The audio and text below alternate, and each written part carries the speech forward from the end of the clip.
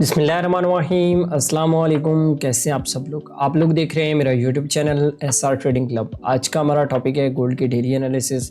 तो इंशाल्लाह गोल्ड की कंप्लीट एनालिसिस करेंगे। जैसा कि आप लोगों को पता है कि आज गोल्ड के अंदर बहुत इंपॉर्टेंट न्यूज़ है, जैसे कि एडीपी का डाटा आ रहा है। तो ये डाटा क्यों इतना ज़्यादा इंपॉर्टेंट होता है, किस तरीके से आप लोगों ने गोल्ड के अंदर इस डाटा को देखते हुए ट्रेडिंग करनी है, तो इंशाल्लाह कंप्लीट एनालिसिस करेंगे। देर नहीं करते हैं बिल्कुल भी। और सबसे पहले देख लेते हैं कि कौन कौन सी फंडामेंटल इंपॉर्टेंट न्यूज़ हैं जो मार्केट को बहुत ज़्यादा वोलेटाइल कर सकती हैं। और मैं अगर बात करूँ आज की फंडामेंटल न्यूज़ के हवाले से, तो पाकिस्तानी टाइम के मुताबिक जो है वो 4:30 बजे एक न्यूज़ है हमारे पास चैलेंजर जॉब्स की। तो ये भी काफ़ी ज़्यादा इंपॉर्टेंट होती है, लेकिन उससे जो सबसे इंपॉर्टेंट डाटा हमारे पास आता है वो आता है एडीपी का डाटा। अब एडीपी का डाटा क्यों इतना ज़्यादा इंपॉर्टेंट होता है उसकी लॉजिक मैं आप लोगों को बता देता हूँ आज की। देखिए, एडीपी का डाटा एक ऐसा डाटा है कि जिसको देखते हुए हमें एनएफपी का जो नॉन फॉर्म पेरोल का जो डाटा है ना, मतलब एनएफपी का जो डाटा है उसका काफ़ी हद तक आइडिया हो जाता है कि अब उसका डाटा पॉजिटिव आने जा रहा है या नेगेटिव आने जा रहा है। अगर तो आज एडीपी का डाटा पॉजिटिव आता है, अगर फोरकास्ट में तो ये पॉजिटिव बता रहे हैं, और अगर ये आज की डेट के अंदर पॉजिटिव देखने को मिलता है तो डेफिनेटली एनएफपी का डाटा भी मे बी पॉसिबल है कि आप लोगों को जो है वो पॉजिटिव देखने को मिलेगा।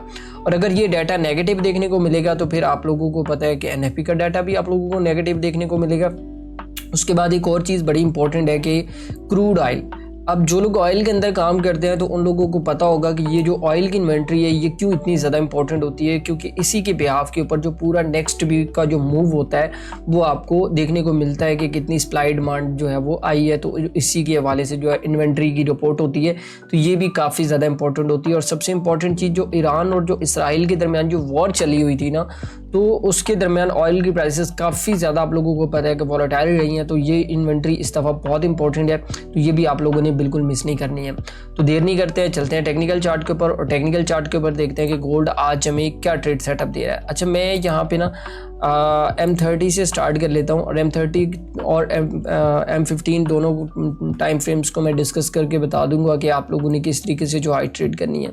अच्छा, एक चीज़ प्रीवियसली अगर आप लोग देखें ना, मैं यहाँ पे आप लोगों को बताता हूँ कि जो, अगर मैं हमेशा आप लोगों को एक चीज़ बता रहा हूँ तो कि अगर आप लोगों ने एनालिसिस करना है ना, तो सबसे पहले पीछे देखें कि पीछे क्या हो रहा था। पीछे अगर हम लोग देखें तो हमारे पास ये अगर आपका एनालिसिस सही है ना, तो फिर आप मार्केट जितना बड़ा मर्जी मूव दे ले भाई, आप लोगों को कुछ नहीं होने वाला है। अगर आप देखें तो यहाँ पे प्रीवियसली एक अच्छा खासा जो है डाउन ट्रेंड, इसको डिसेंडिंग चैनल कहते हैं, डिसेंडिंग चैनल बना। फिर उसके बाद मार्केट ने जो है वो उसका ब्रेकआउट किया, और ब्रेकआउट के बाद अगर आप लोग, ये आपके सामने है जो मैंने लेवल अपने कम्युनिटी के अंदर भी लगा के बताए थे कि ये वाले ऐसे लेवल्स हैं जहाँ से गोल्ड की प्राइसेस के अंदर जो है वो रिट्रेसमेंट आ सकती है। तो एग्जैक्टली उसी लेवल से अगर आप लोग देखें तो गोल्ड की प्राइसेस जो है वो डाउन साइड पे आप लोगों को देखने को मिली है, और अगेन उसी लेवल के आसपास है।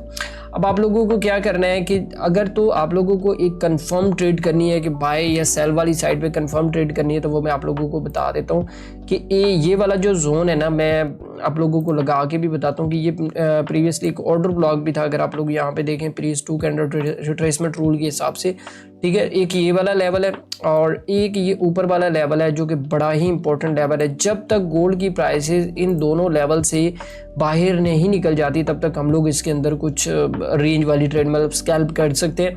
अगर प्रॉपर इसमें सेलिंग देखनी है तो ये वाला जो लेवल है, ये जो आपके पास जो 33-31 का लेवल है, अगर ये ब्रेकआउट होता है तो फिर उसके बाद जो है वो हम इसके अंदर मजीद सेल वाली साइड पे मार्केट को जो है वो देख सकते हैं कुछ इस तरीके से।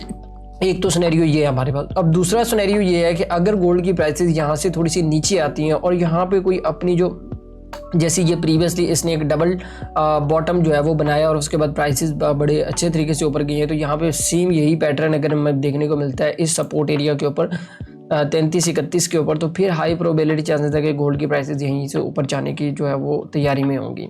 अच्छा, मैं ना मजीद आपको M15 के अंदर कुछ चीज़ें बताता हूँ जो आप लोगों ने आज लाजमी फॉलो करनी है, क्योंकि एडीपी का डाटा बड़ा इंपॉर्टेंट डाटा होता है और ये M15 का चार्ट है। और मैं अगर आप लोगों को बताऊँ ना, यहाँ पे प्राइसेस ने जो है वो अब रेंज स्टार्ट कर दी है।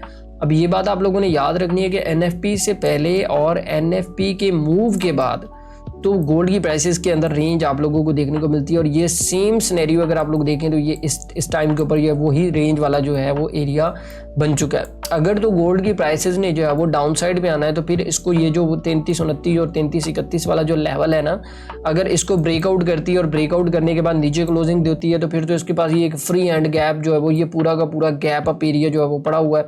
तकरीबन कोई ऐसे कहीं 400 से 500 पिप का ये पूरा का पूरा एक मूव पड़ा हुआ है। तो मे भी पॉसिबल है कि फिर यहाँ से आप लोगों को इसके अंदर जो एक डाउन साइड का मूव, करेक्शन तो नहीं बोलूँगा क्योंकि मार्केट ने अपना ट्रेंड जो है वो एक पॉजिटिव वे में चेंज कर लिया है, तो यहाँ से फिर आपको डाउन साइड पे जो है वो देखने को मिल सकता है।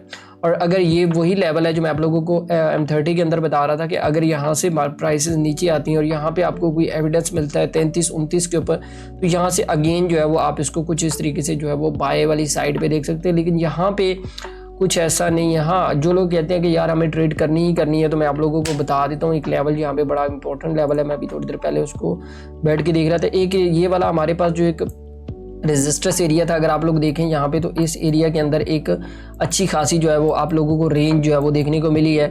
अगर तो गोल्ड की प्राइसेस यहाँ पे इसी तरीके से ऊपर होती है और ये वाला जो प्रीवियस कैंडल है, ये जो जिसने हाई लगाया हुआ है, ठीक है, अगर तो इसका हाई टूटता है, ये वाला हाई अगर टूट जाता है तो फिर तो हाई प्रोबेबिलिटी चांसेस है कि गोल्ड की प्राइसेस यहीं से इस लेवल तक जा सकती हैं। ये एक ट्रेड सेटअप हमारे लिए बन सकता है।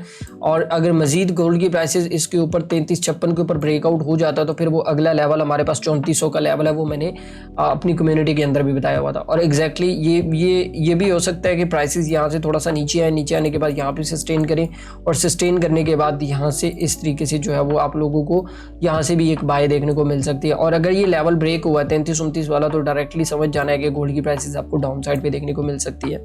अब मैंने हर वे से आप लोगों को बता दिया कि आप लोगों ने जो है वो किस तरीके से जो है वो आज ट्रेड करना है, टेक्निकली किस तरीके से ट्रेड करना है, ADP का डाटा क्यों ज़्यादा इतना इंपॉर्टेंट होता है वो भी आपको बता दिया। ईरान और इसराइल का भी बता दिया कि भाई अब कोई ऐसी जंग जो है वो उन लोगों ने एक मुआहिदा कर लिया है और अभी नेतन्याहू जो है वो अमेरिका जा रहे हैं। तो लेट्स सी उसके ऊपर जो प्रेस कॉन्फ्रेंस होगी तो उसके ऊपर देखेंगे कि भाई वहाँ पे क्या चीज़ें नई निकल के सामने आती हैं।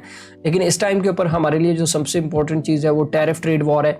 और अगर 9 जुलाई से दोबारा से जो है वो टैरिफ ट्रेड वॉर स्टार्ट होती है तो मार्केट काफ़ी ज़्यादा आप लोगों को वॉलेटाइल देखने को मिल सकती है। तो न्यूज़ के हवाले से मैं आप लोगों को बता दूं कि जो जिन लोगों के छोटे अकाउंट्स हैं, मतलब 100, 200, 500 डॉलर वाले अकाउंट हैं, तो मैं यही बोलूँगा कि आप लोग प्रेस करें, ठीक है। क्योंकि आप लोगों में एक चीज़ है कि यार हम लोग रूल्स को फॉलो करते हैं, मार्केट उसी का साथ देती है जो रूल्स को फॉलो करती है, जो स्टॉप लॉस लगाते हैं, जिनके पास एजुकेशन है, जो सीख के करते हैं, तो मार्केट उनको प्रॉफिट देती है। और जो ये सब नहीं करते हैं तो उन लोगों को डेफिनेटली एक दिन प्रॉफिट होता है, दूसरे दिन डेफिनेटली लॉस ही होता है, ठीक है। तो मेरे ख्याल में आप लोगों को समझ आ गया होगा किस तरीके से आप लोगों ने ट्रेड करना है। बाकी एक गिला मुझे आप लोगों से लाजमी रहता है कि आप वीडियो को शेयर नहीं करते हैं, सो कोई बात नहीं, आप वीडियो को लाइक भी किया करें, शेयर भी किया करें अपने दोस्तों के साथ, ताकि सब लोगों को फ़ायदा हो और सब लोगों को पता चले कि गोल्ड के अंदर किस तरीके से जो है वो आप लोगों ने जो है वो ट्रेड करना है। तो बाकी दुआ में याद रखिएगा, मिलते हैं कल की वीडियो के अंदर। अल्लाह हाफिज़।